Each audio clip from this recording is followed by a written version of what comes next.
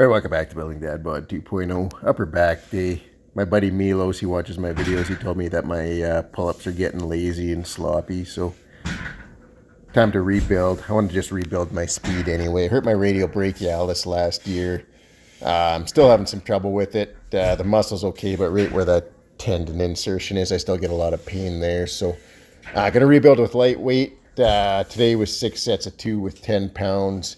I'm going to work up to 10 sets of 2, and then I'm going to up the weight by 5 pounds. And goal is just to be explosive. I want to build up to a max pull-up.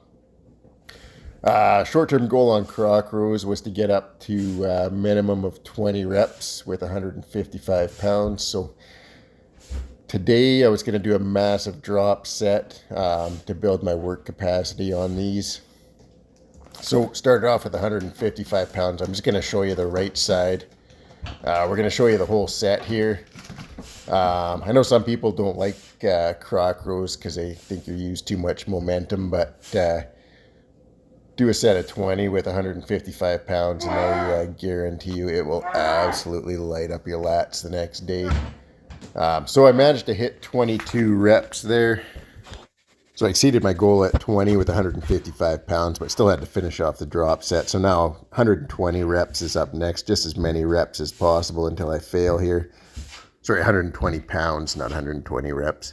Spencer Graziano, check out his YouTube channel. Me and him we're pushing each other on Kroc rows, having some fun with this. So I haven't seen Spencer's video from tonight yet, but he told me that he also crushed at least 20 reps with 155. So we set the next goal at 20 reps with 175. That's what we're working towards. So I'm going to keep hitting these drop sets and try to build as much work capacity as possible. You see there I got 10 with 120 here onto 100 pounds. Got managed to get 12 reps with 100 pounds. And then one more drop. This is the last drop set, 80 pounds.